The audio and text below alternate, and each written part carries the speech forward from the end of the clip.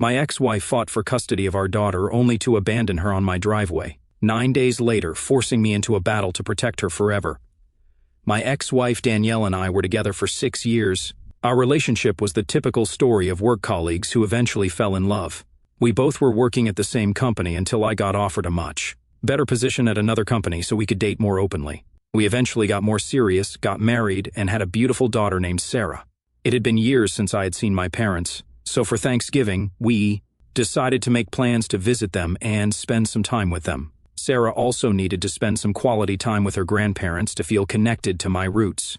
When we arrived, we were warmly greeted by my parents, who were extremely excited to meet Sarah. That night's dinner was great with my parents, as we talked about all the moments we had missed being there for each other. Sarah was getting tired, so I excused myself to put her to bed as Danielle and my parents continued to talk. Like all kids, she started pleading with me to allow her to play video games with her for some time. Looking at her pleading eyes, I finally gave in. We played a game on her tablet for a while. It was so interesting that I lost track of time until I realized it was too late, and she needed to sleep. I took the tablet from her, put her to bed, and headed out. I heard Danielle still talking to my parents, so I sat down on the couch in our living room to continue playing the game on the tablet. I was busy playing when suddenly there was a text message notification at the top. I could not help but glance at it. It was from someone named Chad who said, "Missing you already." I immediately froze in the middle of the game as the words sank in. I could not comprehend what I had just read. Why was my 8-year-old daughter getting texts like this from someone named Chad in the middle of the night? I immediately checked the message tab and quickly realized that the tablet was connected to Danielle's iCloud. That is when it hit me. This tablet actually belongs to Danielle. She must have had her iPad synced with this tablet, hence the messages that were coming to her phone were also showing up here. She must have forgotten to log out of her iCloud account on this tablet before giving it to our daughter. Confusion etched on my face as I tried to deduce why she was getting this kind of message. I opened the Messages app with bated breath and clicked on Chad's message. My mouth was wide open in shock as I scrolled through the messages and discovered a series of intimate conversations between Danielle and Chad. I clicked on his contact picture and gasped in surprise, realizing that he was our neighbor. I had hardly met him once or twice, but reading my ex-wife's messages with him, it was clear that their relationship had crossed into dangerous territory. Their texts were filled with details of all their meetings and plans. They had talked about our relationship in excruciating detail, where Danielle had revealed how she did not love me anymore, but did not want to be the one at fault for our relationship breaking off. She mentioned how much she hated the fact that I did not give her any attention because of my work, and that she was glad to get all the love and attention from him. Chad, in turn, had written how he loved being our neighbor so he could come over to visit her whenever Sarah and I were out. Their text messages were so graphic and disgusting to read that I wanted to puke in disgust. I could not believe that I had stumbled upon Danielle's secret affair. It was a shocker, the kind that makes your heart race and your mind struggle to process the reality unfolding before you. My mind raced and I started taking photos on my phone of all their text messages. My hands shook, and I was worried that Danielle might come over and find out that I had discovered her affair. I wanted to keep it quiet for the time being. I did not want my daughter to see these kinds of messages accidentally while playing on the tablet. She might be a kid, but she was not stupid. I did not want my daughter to find out about any of this because she was too young to go through this. After I had collected all the evidence, I unsynced and wiped the tablet clean, knowing that Danielle's phone would also have all these messages as additional proof. The entire night I tossed and turned in bed, unable to sleep, trying to understand why my wife would cheat on me. The next day, with my daughter Sarah out for brunch with my parents, I decided it was time to confront my ex-wife about the affair that tore our family apart. I needed answers, and she could not escape this time. When I brought up the affair, she flat out refused to accept it, like a stubborn child caught in a lie. But I had evidence, messages, calls, and undeniable truth. As I showed her the proof, she crumbled. The tears started flowing, and the guilt she had been hiding spilled out through her sobs. She admitted to everything. She said she needed me but blamed my work schedule for her wrong turns.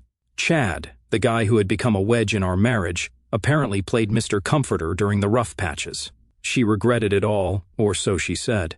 I asked the one question I dreaded hearing the answer to. How long had this affair been going on? Her answer hit me like a punch in the gut. She replied that she had been sleeping with Chad on and off for a whole year. I could not believe it. A year of betrayal from my partner while I worked my ass off to provide for our family. Disgust washed over me. It was one thing to suspect, another to have it confirmed in such plain words. The weight of her confession settled in the room like a dark cloud. The trust we had built over the years shattered, and all I felt was the raw pain of betrayal. There were no fancy words to describe it, just a sickening feeling deep in my gut.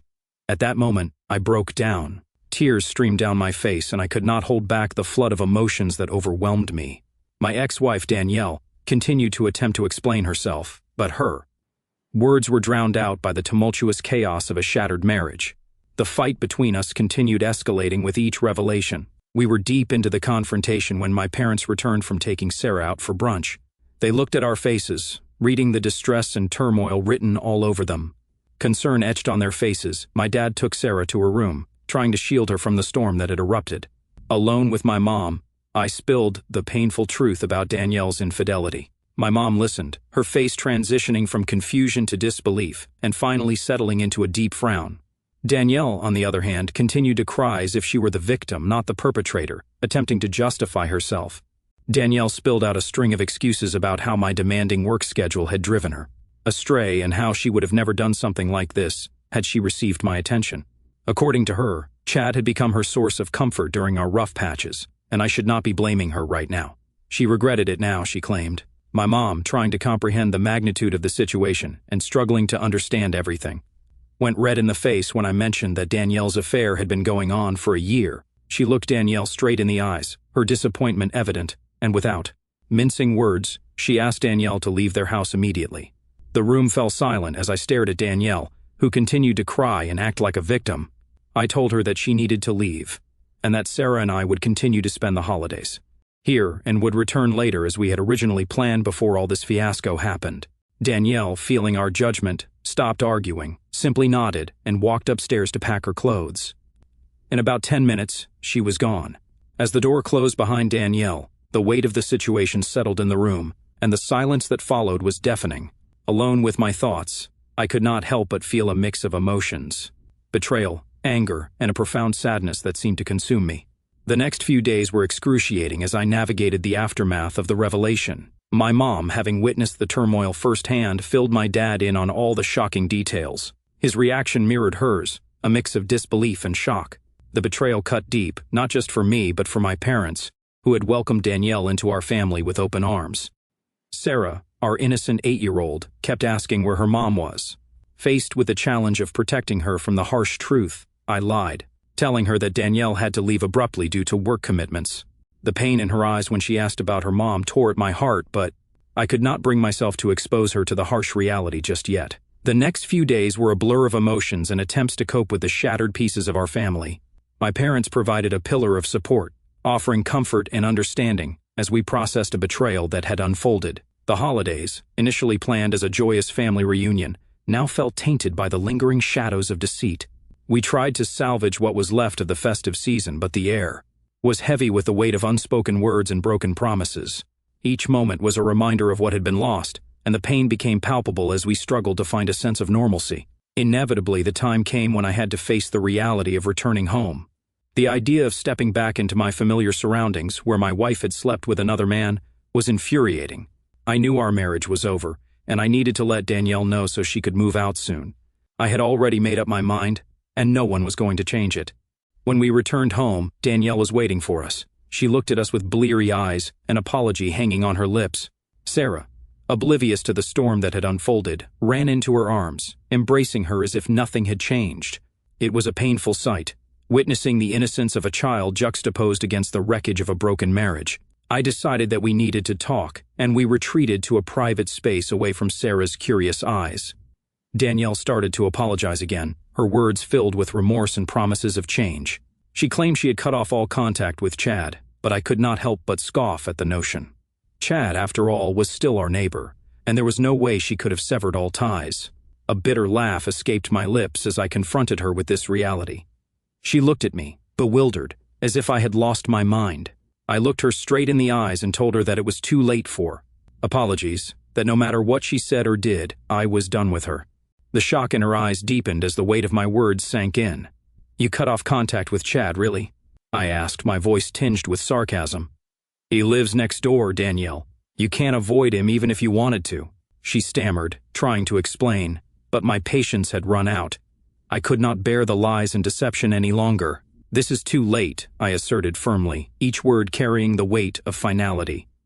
"I'm divorcing you." Her eyes widened in shock, a mix of disbelief and realization playing across her face. The truth had finally caught up with her, and the consequences of her actions were laid bare. She tried to plead, to make amends, but my decision was resolute. I had endured enough, and the only way forward was to cut the ties that bound us. As the gravity of my words settled between us, silence hung in the air. There were no more words left to say. The damage was irreparable. Eventually, Danielle did move out, and I filed for divorce. Little did I know that the battle for custody over our child, Sarah, would turn our lives upside down. The divorce dragged on for months.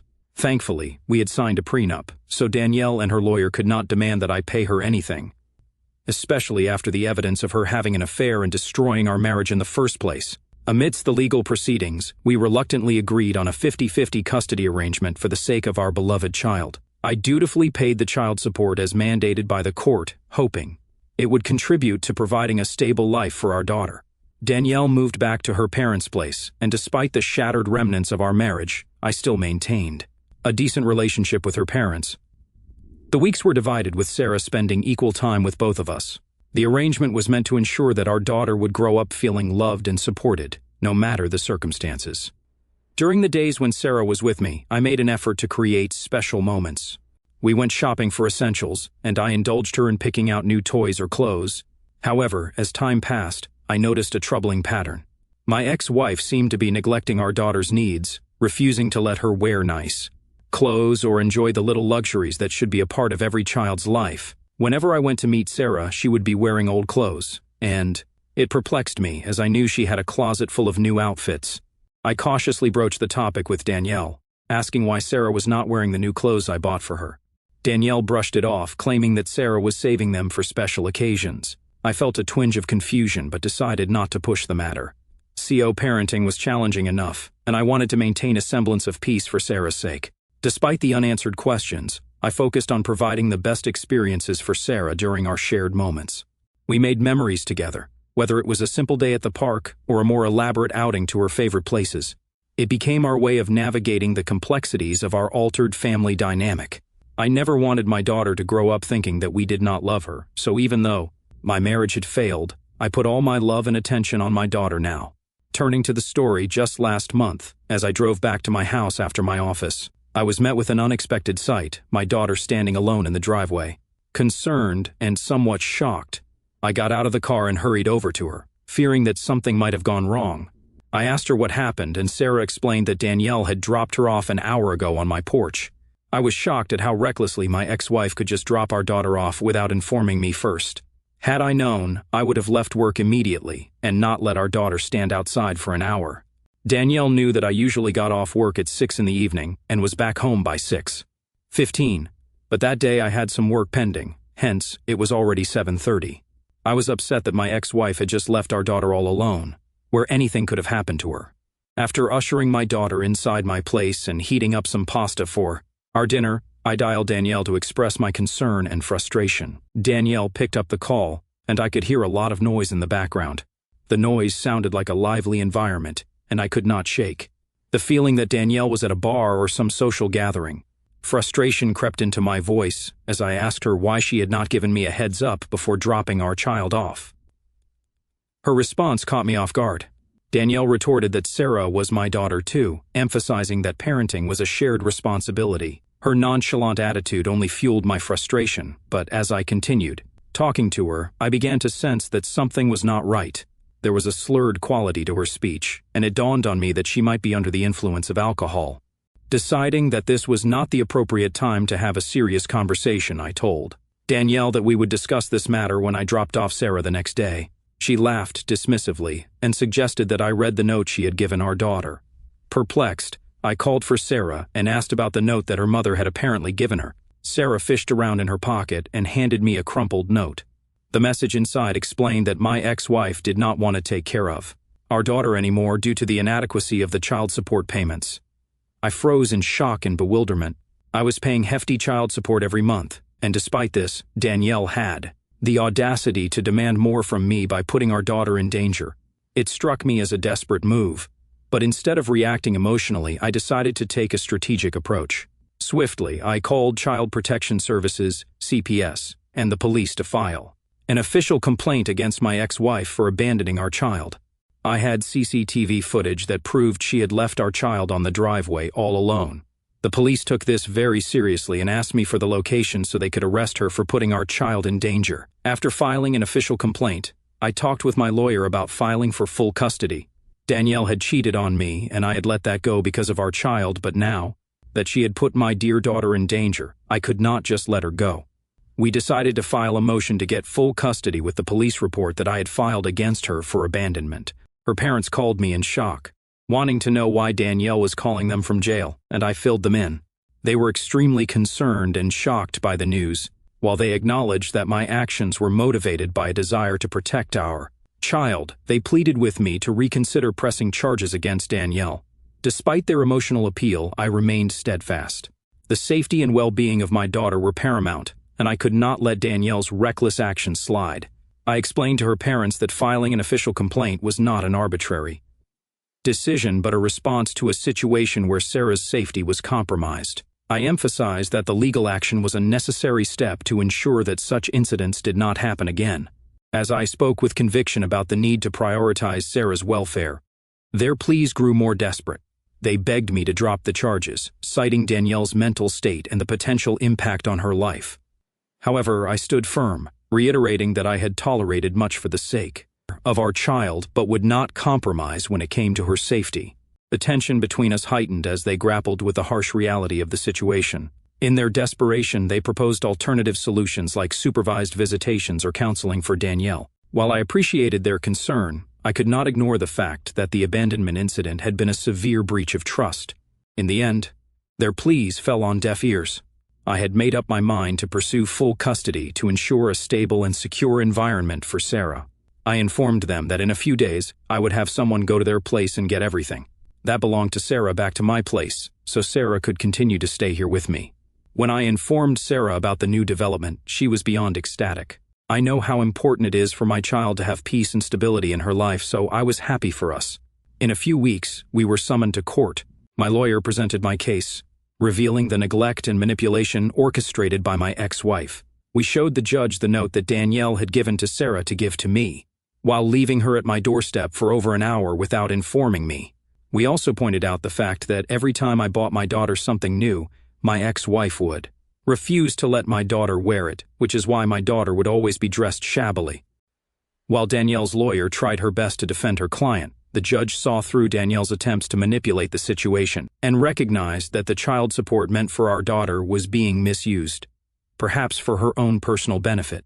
In a surprising turn of events, the judge ruled that not only was Danielle going to lose custody of our child, but she also had to pay a $25,000 penalty for misusing all the child support I had been paying her that year. The judge, understanding the gravity of her actions, ruled that this penalty would also cover my legal fees.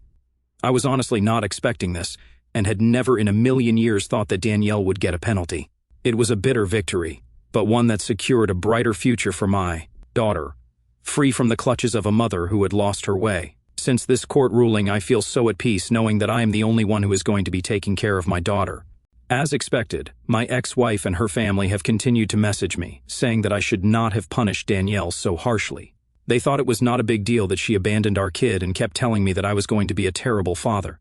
I would like to know if I am the asshole for taking action against my ex-wife for doing this to my daughter. Update 1. Thank you, everyone, for understanding the gravity of the situation, and also understanding why I asked for full custody in the first place. I have no idea if Danielle is going through a mental breakdown, and honestly, I do not want to know that either. Whatever may be the case, she should have talked with me first. She did not have to take such a drastic step by leaving our kid all alone in the driveway. The last couple of weeks have been bliss. I can do anything for my little one, hence I have been spending the last few days creating a routine for both of us. Our mornings now involve waking up together, with me helping her get ready for school. I've even been watching numerous YouTube tutorials, gradually honing my skills in crafting the perfect ponytail for her. Regardless of what Danielle and her parents might believe, my commitment is unwavering. I am determined to provide everything for Sarah, so that she never feels like she is missing out on anything. Update 2. It has been a month since my last update, so forgive me, but I have been very busy with my life. The reason for this update is a recent revelation from mutual friends about Danielle's pregnancy. Apparently, she is 3 months pregnant with Chad's child. When Chad learned about it, he pleaded with her not to proceed with the pregnancy, but Danielle insisted on keeping it. In response, he left her, which explained her erratic behavior lately. Danielle found herself in a financial bind. She could not turn to her parents for more money, fearing eviction. Consequently, she resorted to selling the new clothes I had been providing for Sarah. This clarified why our daughter could not wear the new outfits, and Danielle had been concocting stories about saving them for special occasions.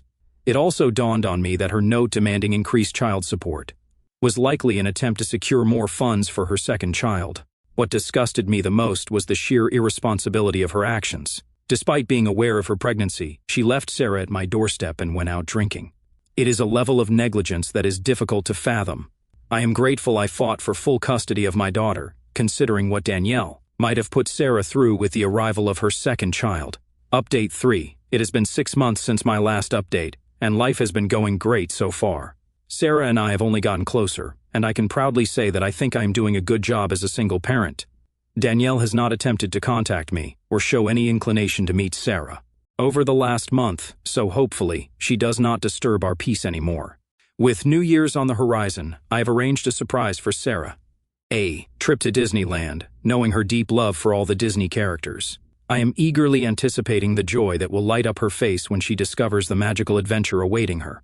I'm determined to create beautiful memories and continue to cherish the moments we share.